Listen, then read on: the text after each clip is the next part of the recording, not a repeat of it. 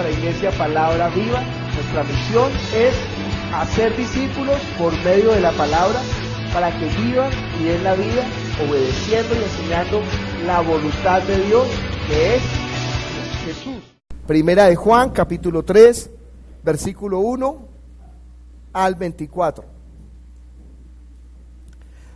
Vamos a leer todos unánime juntos. Mirad cuál amor nos ha dado el Padre para que seamos llamados hijos de Dios. Por esto el mundo no nos conoce, porque no le conoció a Él. Amados, ahora somos hijos de Dios, y aún no se ha manifestado lo que hemos de ser. Pero sabemos que cuando Él se manifieste, seremos semejantes a Él, porque le veremos tal como Él es. Y todo aquel que tiene esta esperanza en Él, se purifica a sí mismo, así como Él es puro. Todo aquel que comete pecado, infringe también la ley, pues el pecado es infracción de la ley. Y sabéis que Él apareció para quitar nuestros pecados, y no hay pecado en Él. Todo aquel que permanece en Él no peca, todo aquel que peca no le ha visto ni le ha conocido. Hijitos, nadie os engañe. El que hace justicia es justo, como Él es justo. El que practica el pecado es del diablo, porque el diablo peca desde el principio. Para esto apareció el Hijo de Dios, para deshacer las obras del diablo. Todo aquel que es nacido de Dios no practica el pecado, porque la simiente de Dios permanece en él y no puede pecar porque es nacido de Dios. En esto se manifiestan los hijos de Dios y los hijos del diablo. Todo aquel que no hace justicia y que no ama a su hermano no es de Dios. Porque este es el mensaje que habéis oído desde el principio, que nos amemos unos a otros.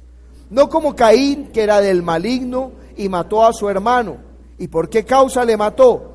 Porque sus obras eran malas y las de su hermano justas. Hermanos míos, no os extrañéis si el mundo os aborrece. Nosotros sabemos que hemos pasado de muerte a vida en que amamos a los hermanos. El que no ama a su hermano permanece en muerte.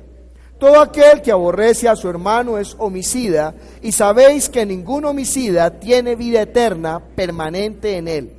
En esto hemos conocido el amor, en que Él puso su vida por nosotros. También nosotros debemos poner nuestras vidas por los hermanos.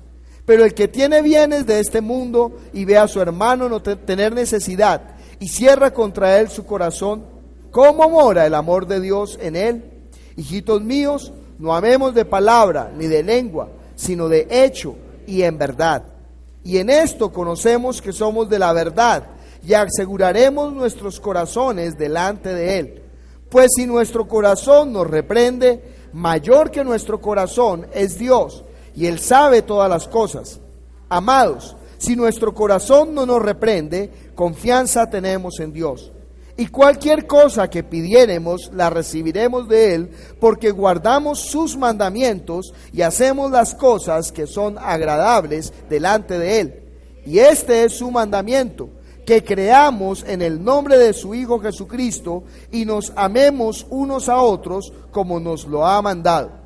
Y el que guarda sus mandamientos permanece en Dios y Dios en él. Y en esto sabemos que Él permanece en nosotros por el Espíritu que nos ha dado.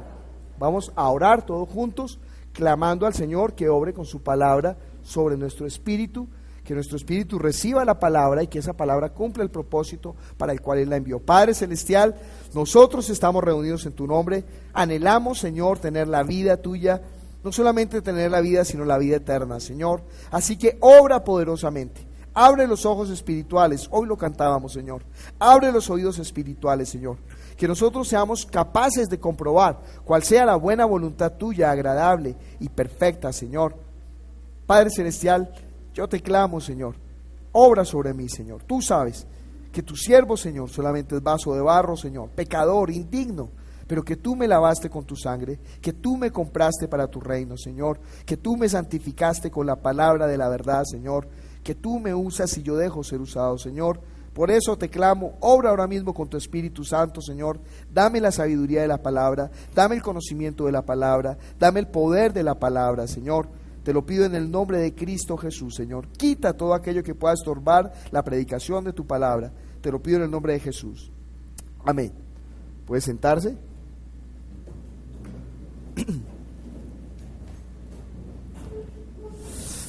Nosotros el quinto domingo, como iglesia Palabra Viva, la prédica es muy casera, muy, no sé cómo decirle, es muy hacia el interior de la iglesia como iglesia. No es tanto como la enseñanza en sí de una verdad teológica, aunque vamos a estudiar la palabra. No es tanto como guiar a la iglesia para que sea columna de la verdad, sino recordar cuál es el propósito que nosotros tenemos como Palabra Viva, como la iglesia Palabra Viva. Nosotros no somos conscientes, pero nosotros estamos levantando la iglesia modelo para otras iglesias. La persona de Santa Marta me decía: pastor, ¿por qué no envían todo el culto? Porque yo quiero saber qué es la oración de arrepentimiento. Yo quiero saber qué es la oración de invocación. Yo quiero saber cómo hacen ustedes para orar por los diezmos y las ofrendas.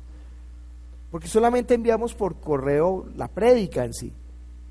¿Cómo son las canciones? ¿Cómo es la alabanza? Y el pastor de Medellín también me decía lo mismo, pero ¿cómo hacen ustedes el culto? Entonces tuve que ponerme a explicarle paso por paso el culto. El pastor de Coveñas también me dijo eso. A propósito, me llamó esta mañana y me dijo: por favor, dígale a la iglesia de Bogotá que saludos de la gente de Coveñas. Entonces el pastor Carlos mandó ese saludo. Pero nosotros estamos levantando la iglesia modelo. No es la iglesia perfecta, porque nosotros somos vasos de barro, entienda eso. Pero nosotros queremos hacer todo con reverencia, con dedicación, que la gente cuando entre a la iglesia vea eso, vea respeto por Dios, amor por Dios, dedicación por Dios, excelencia por Dios, no para el hombre, sino porque nosotros estamos rindiendo ese culto al Señor. Entonces, nosotros como iglesia Palabra Viva tenemos que tener claro cuál es nuestro propósito como la iglesia. Siempre cuando comenzamos el culto, nosotros declaramos el propósito. ¿Cuál es? Hacer discípulos por medio de la palabra para que vivan y den la vida obedeciendo y enseñando la voluntad de Dios, que es Jesús. Ese es el propósito de la iglesia Palabra Viva. Es hacer discípulos, porque así nos mandó Él en Mateo capítulo 28. Pero ¿hacer discípulos de qué? ¿Curso de discipulado que se inventó el apóstol? No, como dice la palabra. ¿Qué es un discípulo? ¿Usted sabe qué es un discípulo? El que obedece los mandamientos. Mire Juan capítulo 8. ¿Qué es un discípulo? Fácil. Juan capítulo 8, versículo 31. Eso es lo que la Biblia nos mandó a hacer. No a entregar tratados. Tome este tratadito y repita conmigo. No, eso no es nada. La Biblia dice que le enseñe las cosas. Ellos quedaban en la costa, quedaban impactados, ¿no? Cuando decía: mire, la oración de entrega no es bíblica. ¿Cómo así? No, miremos, no es bíblica. En la Biblia en ninguna parte dice repita conmigo. Jesús no le dijo a nadie repita conmigo. Pablo no le dijo a nadie repita conmigo. Pedro no le dijo a nadie repita conmigo. Juan no le dijo a nadie repita conmigo. Y entonces, ¿por qué en la iglesia? Ellos preguntaban. Y entonces, ¿por qué en la iglesia se dice repita conmigo? Les dije: si usted estudia la historia de la iglesia, más o menos en los años 70, el movimiento de Billy Graham empezó a hacer esto. Y se volvió común en todas las iglesias. ¿Usted quiere que su nombre sea escrito en el libro de la vida? Entonces repita conmigo. Eso no lo dice la Biblia. La Biblia dice que esta es la vida eterna, que te conozcan a ti, el único Dios verdadero, y a Jesucristo a quien has enviado. Entonces usted no puede repetir, sino que conozca, usted tiene que dar a conocer. Fíjense qué hizo Pablo: predicó a Jesús. ¿Qué hizo Pedro? Predicó a Jesús. ¿Qué hizo Esteban? Predicó a Jesús. ¿Qué hizo Felipe? Predicó a Jesús. ¿Qué hizo Jesús? Predicó a Jesús. Él dijo, crea en mí y crea